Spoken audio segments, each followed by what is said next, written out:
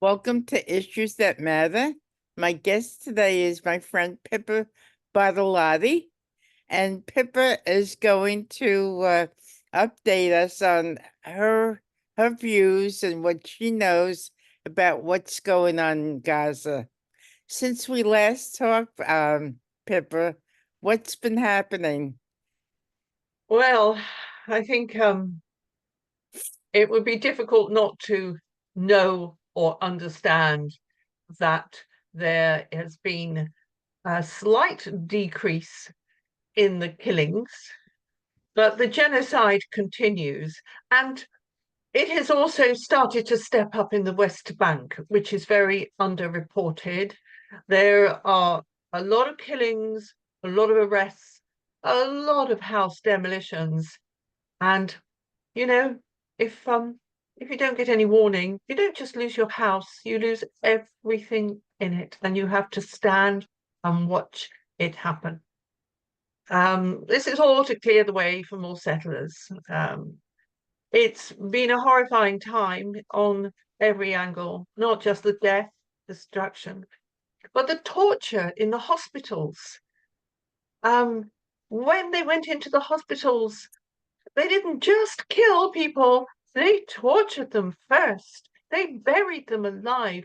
They beheaded people. They took the doctors and tortured them to death, some of them. They killed people who were undergoing operations, who were on drips, who were having surgery from amputations. I mean, the sadism, the utter sadism is almost impossible for people like you and me, Cynthia, to comprehend that so much evil can be visited on an unarmed, defenseless population. This is nothing to do with Hamas. This is to do with ethnic cleansing. As you know, they've already started touting the idea of selling seafront properties to Israelis along the Gaza Strip. They've been doing it in America.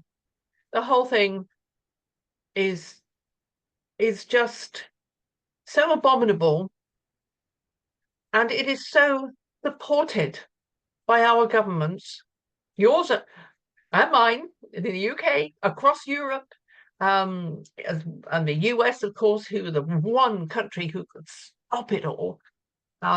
They support it. And if you think about it, and if you think about history, and if you think about the white European settler colonial nations, it is easy to see that genocide is, in fact, a party piece. I looked up some numbers prior to this, Cynthia. 56 million Native Americans were killed so that America could be settled.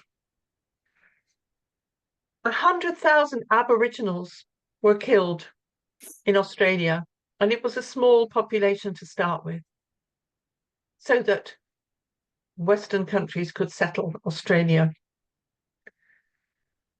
Untold millions of Africans have been killed because of slavery, because of the takeover of African countries by, again, the British, the Belgians, French. Oh, the scramble for land and the scramble for genocide is historic. So you can see why Western nations support genocide. It's what they do. The people have never, ever supported it, but the governments have consistently supported it. And it's a horrible sadness that it continues here in our day, in our lives. But the one difference is it is happening on our smartphones. You can watch a genocide, and this is what has caused people to rise up against it. So you think technology is increasing awareness among the citizens of what's going on? Without a doubt. I Okay. think um, I think it has. has galvanized a lot of people. My husband, whom you know, Joe Lombardo, Mhm. um, organized students in 1969 against the Vietnam War. It wasn't on our phones then, but the body bags were coming back, and the American people were seeing that, and that caused an outcry. So this time we don't have body bags, but we do see the killings. And if you look on Twitter, or X as it's now known, if you go through certain channels, you can find people are being shot, people who try to help them are being shot, and anyone else coming to help them is prevented. And you have to watch. Can you imagine? As a child watching your mother bleed to death in the ruins of your house and your road and your street. Yesterday was Mother's Day, and I could think only of those little children in Gaza who have watched their mothers die. How how could we do this? Cynthia, how can we let this happen? How can we allow our government to pay for this, to arm this, to send weapons, and never mind the rhetoric about, oh, we'll pause the next delivery? It's just talk. They have been arming Israel since day one, and they're not really going to stop. But here's the thing, and this is what worries me, Cynthia. The students are amazing. They give us all hope. They're going to go on summer break soon. Has Netanyahu been backpedaling a little bit, freewheeling a little bit, just killing a few people here and there? My mother, your mother, who cares? Are they just waiting for the students to leave campus and go back home and wait for their organization to dissipate? I worry about this, and we'll find out soon enough. There was never an intention to do anything other than clear the land of the people who rightfully belong there. And it's another bitter repeat of history. I would like this to be the last time this happens, but I can't see any of our governments changing anytime soon, changing in terms of the way they think and do things. Republican, Democrat doesn't make any difference. The one hope is third parties.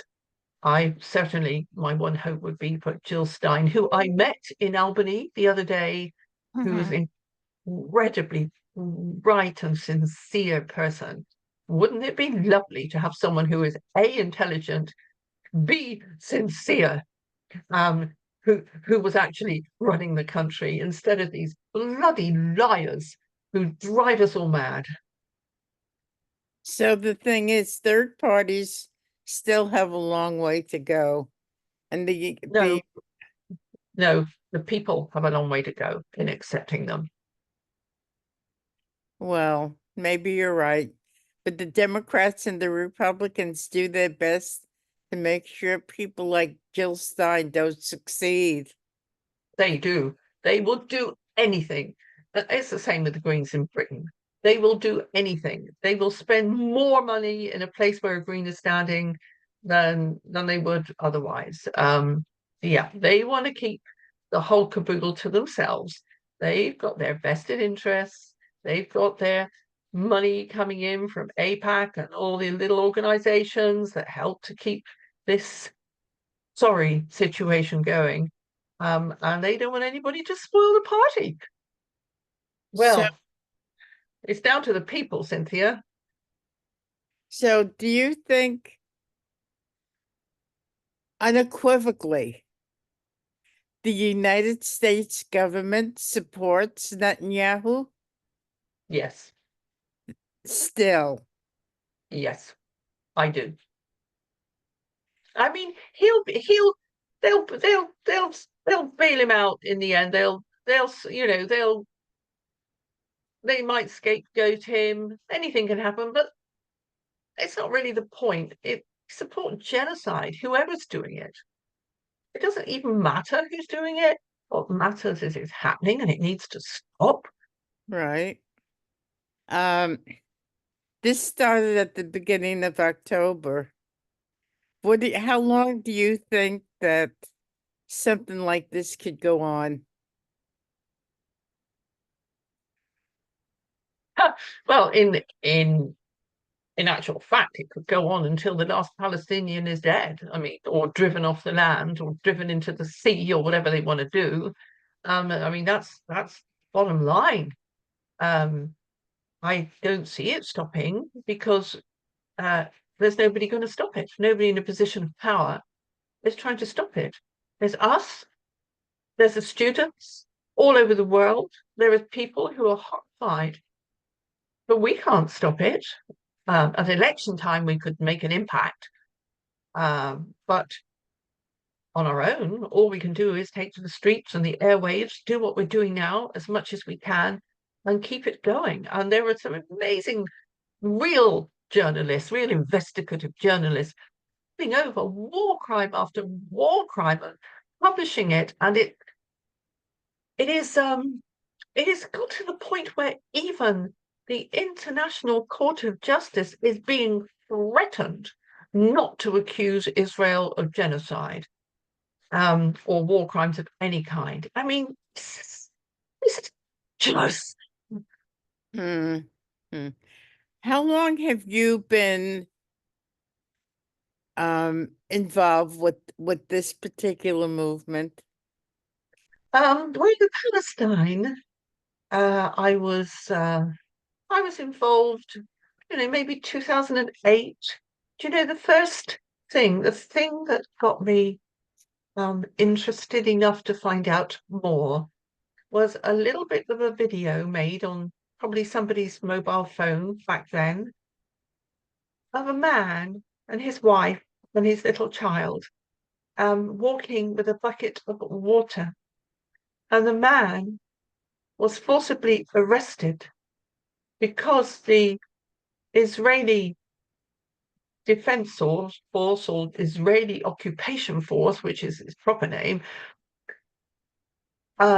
insisted that this was a bucket of Israeli water.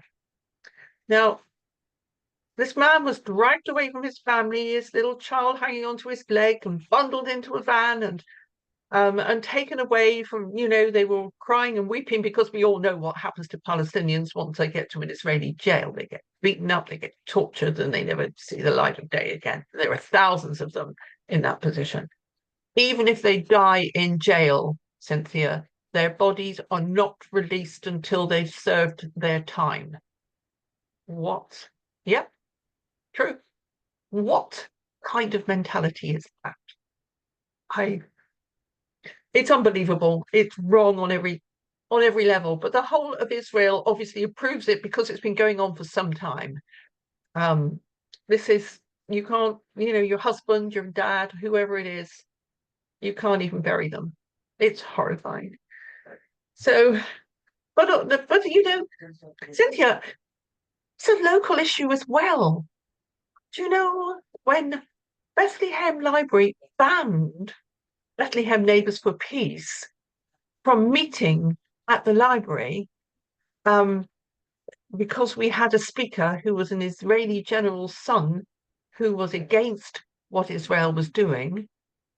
My husband Joe has stood for the library board. He's standing now, and we vote, I think, on the 21st of May, next Tuesday, to try to overcome the fascism that is taking over our institutions. This is happening, it's systematic. And we went to a meet and greet a couple of days ago, and there was a Zionist there, a self-admitted Zionist, it's not an accusation. And she was there, and when Joe spoke about restoring freedom of speech to the library, she walked out of the meeting, slammed the door. She came back in later, accused Joe of making her feel unsafe, of making her friends feel unsafe. And when Joe said to her, but 35,000 Palestinians have already died in terrible circumstances, and there are witnesses, there were a few of us around, and this woman said, Oh, that? Let's not go there. And walked out again. This is here in Delmar at the Library. So we have to think very carefully about our institutions and the real reasons people are standing for election on all our boards, our school boards, our library boards, all our local institutions. They are all going to be infiltrated if we let that happen. This is how fascism takes over a country. So Bethlehem is in New York, upstate New York. It's neighboring Albany, which is the state capital, right? Yeah, just a few miles out. Yep. So it's a terrible situation. Do you see any solution at any time in the future? Near future? There is no solution until America makes one. This is really where we are in the belly of the beast. Where we are is a place which arms and provides funding for a government who is committing genocide. And this genocide is going to go on and on, maybe in not such great numbers, but it will. The tanks are in Rafah. The people living in tents at night with just a piece of canvas, shivering with fear. The bombs are falling on tents, even as we speak.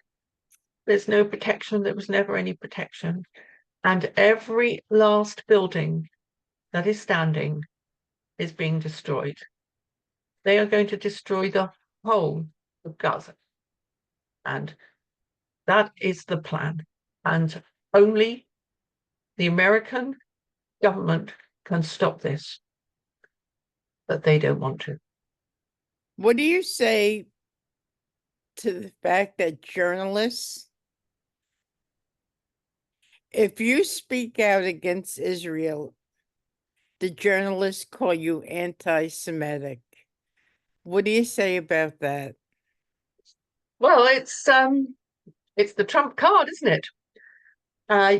You can, if Zionism and being Jewish are not the same thing at all. Plenty of Jews, in fact, probably the majority of Jews are not Zionists. Quite a lot of Christians are Zionists. So if you speak against Zionism, if you speak against the Israeli government, you are not being anti-Semitic. It has got nothing to do with Judaism, which is probably as good a religion as any. I'm not picky about religions myself. So no, it's not anti-Semitic. And I know this for sure because I have twice been through tribunals accused of anti-Semitism, and both times I was not, the accusation did not stand. So I know they will try it and they will put you through it, but you've got to stand your ground. Attacking Zionism is nothing to do with Judaism. Okay, so for our audience, as briefly as you can you describe Zionism? Well, I think we would all have said, even a couple of years ago, it wasn't what it is now. But I would say it's a purely racist endeavor. It is an attempt to own a piece of land which was owned and has always been owned by a conglomeration of types of people and religions. I mean, the Middle East is full of different religions, the main ones being Judaism and Islam, but there are Zoroastrians and there are Jains and there are Christians and there are, it's a plethora of religions and always has been, all of whom live there. But Zionism has got a different idea. Zionism wants this completely for the Jews. And I would say that a lot of Jews really do not want that. And that's why I separate Zionism from Judaism completely. They are not the same thing. And Zionism is a determination to not just own that piece of land, but also the land around and beyond it. And who knows what the ultimate ambition is. I don't think it's going to stop at Gaza, that's for sure. Really? Really. So, the elections are coming up soon. If the elections are decided with basically the same mindset of politicians that there is now, what do you see for the future?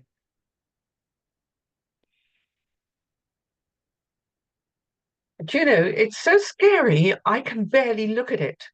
I see an increase in military spending, in weaponization, and not just in the Middle East. I see this happening in Europe as well, because everything's going the same way. I see NATO demanding more than 2.5% of GDP from every country it belongs to. And this money is spent weaponization. It's spent on the killing of lies so that we think that whatever they're doing is a good thing. I I really fear for the future. If we can't change peacefully through the ballot, then I fear that the change will not be peaceful. And let's not forget the one other factor that is pressing in on us now, and that is climate change. Countries are gearing up their military and their weaponry. What are they going to do when people are starving? What are they going to do at the border when one country hasn't got enough food, but the next country has got more? This is my fear for the future, that this militarization in the US, our police force are militarized.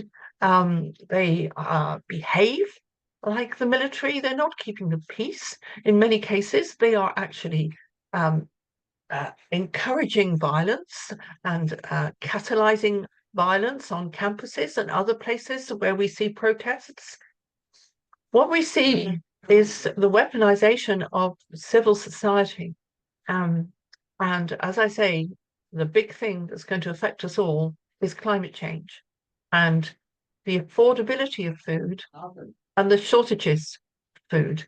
And maybe we should talk about that separately, because it's a huge existential threat. Here we are. But the future, as far as the subject matter of Gaza, is looking very bleak. And we can protest every day of the week, but until our governments listen to us, this is going to continue. It's terrifying and it's heartbreaking. So people like you, me, Joe, if we stepped up to the plate and decided to run, there would be a big pushback. So it's difficult for the average person to break into the system and demand change that way. What do you Of think? course, it is difficult if they make it deliberately difficult. I mean, Yes. you know, I think, I think, I think Jill Stein, to get on the ballot in New York, has to get 90,000 signatures. I'm going to get on the ballot in Newport in Britain as an MP, and I need signatures. How many? 10. 1 Oh 0. my God, really? Yeah, Really? That's really. amazing. Yeah, yeah. So you can see how the vested interests in this country are making it nearly impossible for others to get on the ballot. And but we've got to get past that, you know. If we have to get 90,000 signatures, we'll get 90,000 signatures for Jill. It's hard to do this, but not impossible. And the next stage, having done all that, is to get out for her, because we're going nowhere fast. We're going desperately down a path which is the wrong path. You know, humans have developed a terrible system. It's called capitalism. It's not working. It's destroying everything.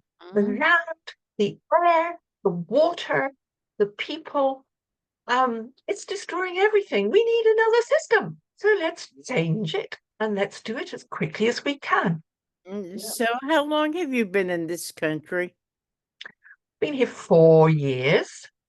I'm applying for citizenship at the moment, but I don't hold out great hope, although I'm married to an American citizen, that I'll get it.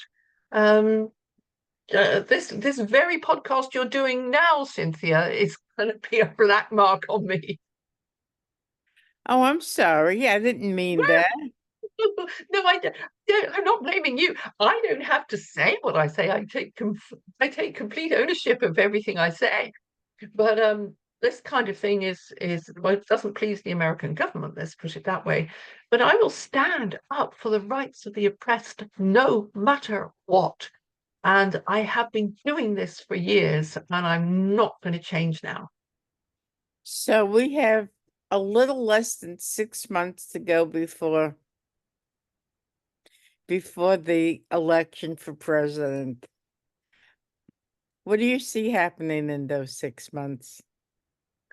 I see the propaganda machine ramping up until everybody does exactly what they do, vote for the least worst option. And I think that's very sad because, you know, there is no least worst option. People have to know that the funders of these political parties fund both of them. I don't care which one gets in. They fund them both equally. They're not two different parties. There is no least worst option. The choice is between the status quo or something fresh and different and honest that we can be proud to be governed by. Just imagine honesty coming back into our lives. So, Pippa, as the election draws closer, I'd like to have you back on Issues That Matter to share your thoughts on what's going on in the Middle East. Would you do that? It would be my pleasure, Cynthia. Thank you so much. Thank you. You've been listening to Pippa Bartolotti. I'm Cynthia Pooler. This is Issues That Matter. And if you like this show, please subscribe to my YouTube channel. Pippa, I'm glad you're back home. Great to see you. And thank you, everybody, for listening. Have a great day. Bye.